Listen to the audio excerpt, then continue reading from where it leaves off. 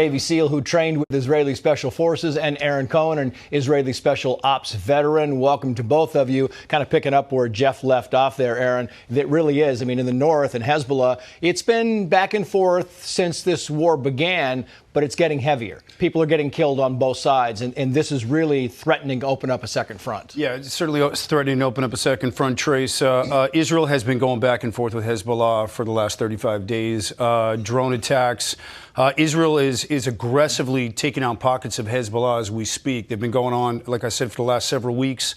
Hezbollah is continuously trying to infiltrate through the Syrian border. The reason why is because it's a little more open, it's a little more guerrilla style, it's less dense, there's a little more cover for them in that mountainous region. But Israel's responding, and they're responding with fervor. Like I've mentioned, Israel has a lot of experience with the Northern Front, and they're aggressively using those F-15s and those JTACs, or those joint terminal attack controllers, to pinpoint those locations and systematically keep neutralizing those terrorists. So yeah. Israel's working pretty quick up there. Meantime, in Gaza, Cameron, you have IDF troops are at the gates of the Al-Shifa hospital in Gaza.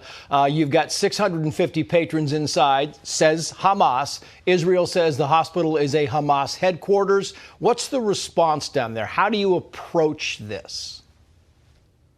It's a very difficult scenario, no doubt. Israel has to ensure that they're keeping good records and showing public display of all the efforts that they're using with these facilities. As they make entry into these buildings, as they collect data and intelligence, they need to, again, photograph, be very thorough and diligent, and then expose that to the world to really show and showcase the difference in the variation between the two forces here as they combat for Gaza.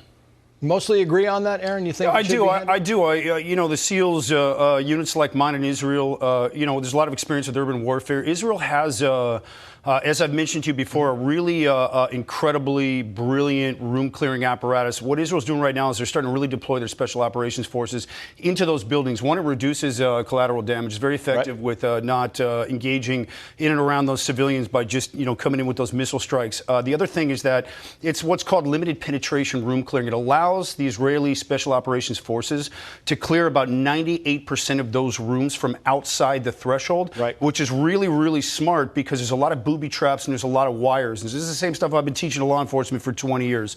So it's very effective. But at the end of the day, Israel's got to get into those nooks and crannies. They've got to open up those doorways. They've got to open up those rooms to be able to sterilize those areas so that they can continue to press into those tunnels where combat and action are happening as we speak, particularly with the Israeli elite dog unit. They're running into those tunnels, Trace. Meantime, you have Reuters that is now reporting that Hamas armed wing is floating the idea of releasing 70 hostages, Cameron, for a 5-day ceasefire. Would you buy it?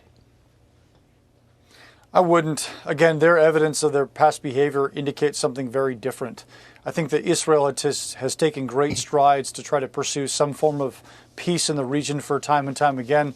But peace was broken, again, with the outbreak of this conflict. So Hamas has a lot of work to do. Ultimately, the responsibility and the burden is upon them to show the international community that they're willing to pursue a different path other than this violence. So with Israel and as it pertains to Hamas, their rhetoric shows something very, very different. I mean, we've seen this in other parts of the world as well, where they placate to, oh, let's have a ceasefire, let's have a cessation of hostilities, and we'll pursue some kind of negotiation, and it backfires. So I think Israel needs to keep the pressure on, unfortunately. Would you go into that? Would you deal with it? I got about 20 seconds. I agree with that 100%. So Israel's using what's called the sir lachatz in Hebrew, and translated that means a pressure cooker. And so there can't be any break in the operational rhythm. There can't be any break in that combat rhythm. But what's happening right now is that Israel is systematically destroying Hamas to the point where they have to flee to the south under the cover of those mass exoduses that Israel is opening up for those civilians.